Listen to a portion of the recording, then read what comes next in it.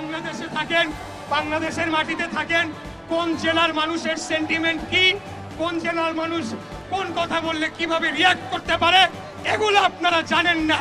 আপনারা রাজনীতি অনেক দূরের কথা, আপনাদেরকে প্রাইমারি স্কুলে পাঠায় দেওয়া দরকার। এরপরে তারা কি করলো, রাষ্ট্রীয় নিরাপত্তা বাহিনীর সহযোগিতা নিয়ে গায়ের জোরে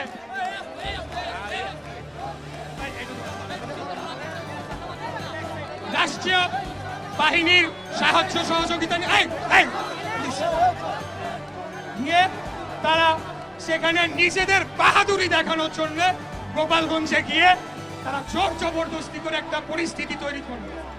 আপনারা মুজিববাদ হটাতে চান, বাংলাদেশে তো অনেক জায়গা আছে, ওইখানে গিয়ে কেন আপনাদেরকে গোলমাল সৃষ্টি করতে হবে, সেটাই আজকে জনমনে প্রশ্ন উঠেছে। এরা জানে নির্বাচন হলে তারা একটা দুইটা আসন পাবে কিনা তার কোনো ঠিক নাই। 1991 সালে ঢাকা শহরে জামাতে ইসলামীর 7টি আসনের 7টিতে তারা জামানত বাজেয়াপ্ত হয়েছে। এই জামাত শিবির, এনসিপি এরা সব একই সূত্রে গাঁথা। তারা চায় না বাংলাদেশে একটা স্বাভাবিক সুস্থ নিরাপদ পরিবেশ বজায় থাকুক, যাতে করে তারা বলতে পারে নির্বাচনের পরিবেশ নাই, এবং আমরা যখনই কোনো ঘটনা ঘটে তারপরেই তাদের পাতি নেতাদের মুখে এগুলো শুনতে পাই। আমি একটা প্রতিজ্ঞা আপনাদের সামনে করতে চাই। আমাদের নেতা প্রথমে ডিসেম্বর বলেছিলেন, পরবর্তীতে বর্তমান অন্তর্বর্তীকালীন সরকার প্রধানের সাথে আলাপ আলোচনা করে আমরা জানতে পারি ফেব্রুয়ারিতে উনি রাজি হয়েছে। উনি রাজি, আমরা রাজি। এই ফেব্রুয়ারি থেকে যদি একদিনও পেছানোর চেষ্টা করে এই সরকারকে 1 ঘন্টা আমরা রাখবো না। আরে ভাই, আপনারা কারা? আপনারা অন্তর্বর্তীকালীন সরকার, আপনাদের ম্যান্ডেট কি? কিছুই না। আপনারা কোন বিপ্লবী সরকার না, আপনারা সেটা গঠন করতে ব্যর্থ হয়েছেন। বর্তমান সংবিধানের আলোকেই আপনারা একটা সাংবিধানিক সরকার, সেটা সুপ্রিম কোর্টের রেফারেন্স নিয়ে গঠিত করা হয়েছে।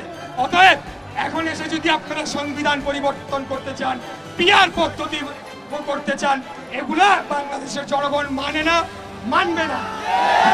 পিআর পদ্ধতি মানে কি আমি জানবই না, আমি কাকে ভোট দিচ্ছি, কিন্তু এমপি পাঠাই দিবে কেন্দ্র থেকে। এইসব বন্ধ করেন। আমি আবারও বলছি, বাংলাদেশ জাতীয়তাবাদী দল বিএনপি একটি গণতান্ত্রিক রাজনৈতিক দল। আমরা দীর্ঘদিন লড়াই সংগ্রাম করেছি শুধুমাত্র একটা সুস্থ সঠিক নির্বাচন ব্যবস্থার জন্য। কেন এই নির্বাচন ব্যবস্থা? যাতে করে বাংলাদেশে যখন রাষ্ট্র ক্ষমতার পরিবর্তন হবে সেটা যাতে একটা শান্তিপূর্ণ প্রক্রিয়া হয়। এই শান্তির জন্য আমরা লড়াই করেছি, সংগ্রাম করেছি। আমাদের ইলিয়াস আলী চৌধুরী আলম গুম হয়েছে, বহু ছাত্ররা তারা ক্রসফায়ারের শিকার হয়েছে, শত শত হাজার হাজার গুম হয়েছে, এবং আমরা এই গত 24-এর গণঅভ্যুত্থানে আমাদের 140-এর উপরে শুধুমাত্র ছাত্র দলের ভাইয়েরা জীবন দিয়েছে। এইসব আমরা যখন 5 তারিখের পরে এই ধরনের কথা উঠলো, আমাদের কাছে মনে হয় নাই যে এটা কৃতিত্ব নেওয়ার কিছু আছে। আমরা মনে করেছি এই আন্দোলনটা ছিল আমাদের ইমানি দায়িত্ব, বাংলাদেশকে একটি স্বাধীন সার্বভৌম রাষ্ট্র হিসেবে গড়ে তোলার জন্য আমরা আমাদের দায়িত্ব পালন করেছি। কৃতিত্ব নেওয়ার কিছু নাই এখানে। আমরা আবারও বলতে চাই, আমাদের যে অভীষ্ট লক্ষ্য সেখানে আমরা এখনো পৌঁছাই নাই। এখন আমরা গণতন্ত্রের জন্য লড়াই করছি। আপনারা মিষ্টি কথায়, সুন্দর কথায় ভুলবেন না। আপনারা দেখছেন প্রতিনিয়ত নতুন নতুন ঘটনা তৈরি করা হচ্ছে, দেশকে অস্থিতিশীল করা হচ্ছে। নিকফোর্ডের ঘটনাটা একটা বিচ্ছিন্ন ঘটনা, একটা ব্যবসায়িক দ্বন্দ্ব, কিন্তু সাথে সাথে এই জামাতের নেতারা কি করলো, সরাসরি তাদের রাস্তার নেতা কর্মীদের লেলিয়ে দিল আমাদের নেতার ব্যাপারে কথা বলার জন্য। তারপরেও আমরা কিচ্ছু বলি নাই, আমরা ধৈর্য সহকারে শুনেছি। আমরা আজকে যেটা করছি শান্তিপূর্ণ গণতান্ত্রিক প্রতিবাদ কর্মসূচি, ঠিক আছে? আমরা কিন্তু অন্য লাইনে হাঁটি নাই, আমরা হাঁটতে চাইও না, দেশকে অস্থিতিশীল করতে চাইও না। আমরা আরেকটি কথা যেটা বলবো, আজকে এই এনসিপি তাদের দুষ্কর্মের আরেকটি আপনাদের উদাহরণ দিচ্ছি।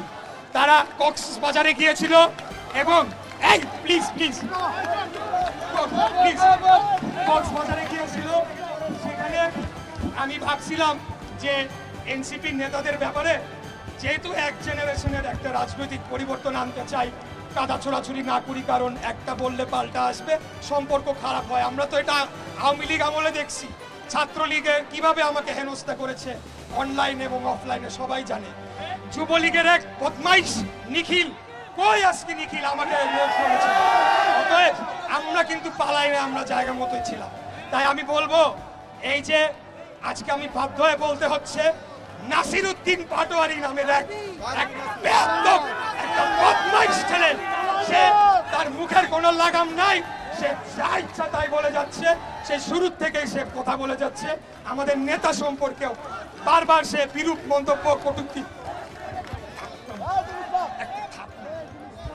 বারবার কটূক্তি করেছে। তারপরে আমরা কিন্তু কঠিন ভাষায় প্রতিবাদ করি নাই। আর বসে থাকা যায় না ভাইয়েরা। এই নাসিরউদ্দিন পাটোয়ারির মতো, যাকে ইউনিভার্সিটিতে বলে ছাত্ররা যেন ডারবি নাসির বলে চিনি, আমি জানি না কেন, এই ডারবি নাসিরকে হুঁশিয়ারি দিতে চাই, মুখ সামলে কথা বলেন, তা না হলে আপনাদেরকে রাজনৈতিকভাবে ঘেরাও দিয়ে আপনাদের রাজনীতি ইতি আমরা সেখানে টেনে দেব। এনসিপির যে প্রধান নাহিদ ইসলাম, সেও আমি তাকে ভালোই জানতাম, কিন্তু সে কি করলো, জেলা ঘুরা বলা শুরু করলো বিএনপি নাকি চাঁদাবাজদের দল। আরে ভাই, বিএনপি চাঁদাবাজদের দল? আপনারা খারা, আপনারা তো ঘুষখোরদের দল, কমিশন বাণিজ্যের দল। আপনারা যত ধরনের সরকারি কার ক্রয় কেনাকাটায় দুর্নীতি অনিয়ম আছে সবকিছু করছেন, এবং প্রত্যেকটি মন্ত্রণালয়ে একটা করে কমিটি গঠন করে দেওয়া হয়েছে, এটা শুনেন আপনারা। সেইখানে 2 জন করে ছাত্র প্রতিনিধি বসাই দিছে, এরাই সব সিদ্ধান্ত নেয়। এর মধ্যে বিশেষ করে উল্লেখ করতে হবে জনপ্রশাসন মন্ত্রণালয়, ওইখানে আসিফ নাহিদ 2 জনে ছিল, নাহিদ পদত্যাগ করছে, এখন আসিফ আছে। ওইখানে বসে বসে তারা কি করছে, স্বৈরাচারের খুনি হাসিনা সবচেয়ে কাছের সচিব গুলাকে তাদের পাশে এনে বসাচ্ছে। তা আমরা কি এগুলা বুঝি না? আমরা তো দীর্ঘদিন আপনাদের প্রতি মায়া মমতা দরদ দেখিয়ে কোনো কথা বলি নাই। আমরা আমাদের সহযোদ্ধা জামাতের বিরুদ্ধেও বহুদিন কোনো কথা বলি নাই। তারা ৭১ গণহত্যা হয়েছিল নাকি হয় নাই? তারা ক্ষমা চাইছে? তাদের বিচার হয়েছে? আমার মা বোনদের ধর্ষণ করছে, সেটার কোনো দাম নাই। তারপরেও আমরা সহ্য করে গিয়েছি কেবলমাত্র বাংলাদেশের জনগণের কথা চিন্তা করে। আমরা আর শেষ কথা বলতে চাই, আমরা রাজপথে ছিলাম, রাজপথে আছি, কখনো আমরা বের হই না, আমরা প্রয়োজন মনে করি না। যখন আমাদের নেতা ডাক দিবে, তখন বাংলাদেশের রাজপথে তিল ধারণের ঠাঁই থাকবে না। এই বর্তমান এলজিআরডি উপদেষ্টা আসিফ, তার মুরাদনগরে যে ধরনের বর্বরচিত একটি হত্যাকাণ্ড ঘটনা হয়েছে কিছুদিন আগে, 3 জনকে হত্যা করে পিটিয়ে মেরে ফেলা হয়েছে, একটা মহিলার এখনো মাথা মগজ বের হয়ে রয়েছে। প্রথমে কি করলো, বিএনপির উপরে দায় চাপানোর চেষ্টা করলো, পরে দেখা গেল এই উপদেষ্টা বেটার আত্মীয় এই এদেরকে প্রশ্রয় দিচ্ছে যারা খুনিরা রয়েছে। আমি বহুবার চেষ্টা করেছি বিভিন্ন সংবাদ মাধ্যম গণমাধ্যমের সাথে কথা বলে, যে ভাই আপনারা যান কি ইনভেস্টিগেট করেন। গণমাধ্যম এখনো স্বাধীন হতে পারে নাই, তারা এখনো ভয় পায়। আগে ভয় পাইতো হাসিনারে, এখন ভয় পায় এদের। তো ভয়টা কিভাবে আসলো? Mob justice. এইসব মব জাস্টিস নিয়ে আর কথাই বলবো না। যেখানে মব দেখবেন সেখানেই তাদের উলঙ্গ করে তাদেরকে উচিত শিক্ষা দিয়ে তাদেরকে বাড়িতে পাঠিয়ে দিতে হবে, এটা আমাদের উচিত। আর বক্তব্য দীর্ঘায়িত না করে সর্বদা আপনাদেরকে বলতে চাই, রাজনীতি করি বাংলাদেশের স্বাধীনতা, সার্বভৌমত্ব, ভারতের আগ্রাসন বিরোধী অন্য যে কোনো দেশ, সেটা পাকিস্তান হোক, আমেরিকা হোক, চায়না হোক, রাশিয়া হোক, আমরা থোড়াই কেয়ার করি। আমরা চাই সবার আগে বাংলাদেশ, দিল্লি নয়, পিন্ডি নয়, অন্য কোনো, সবার আগে বাংলাদেশ। আমাদের নেতা দেশ নায়ক জনাব তারেক রহমান অতি দ্রুত শীঘ্রই উনি বাংলাদেশে ফিরবেন। ওনার জন্য আমরা কোটি কোটি জনতা গিয়ে তাকে এয়ারপোর্টে আমরা বরণ করে নিয়ে আসবো, এবং আমরা বাংলাদেশ পুনর্গঠনের যে রাজনীতি করছি সেটিতে আমরা মনোনিবেশ করব ইনশাআল্লাহ। আপনাদেরকে দেখে এই দাঁড়াও, এই এই এই তোমরা এই এই এই থামো না। আপনাদেরকে দেখে সেই স্বৈরাচার আমলের কিছু স্লোগান মনে পড়লো, 2-1টা স্লোগান দিয়ে শেষ করে দিতে চাই। ঠিক আছে, সবাই চুপ থাকেন, ঠিক আছে? চলো রে চলো, চলো চলো চলো চলো, খুনি হাসিনার গদিতে স্বৈরাচারের গতিতে কুড়িয়া সিনার গতিতে স্বৈরাচারের গতিতে রাজাকারের গতিতে চলো আগুন একসাথে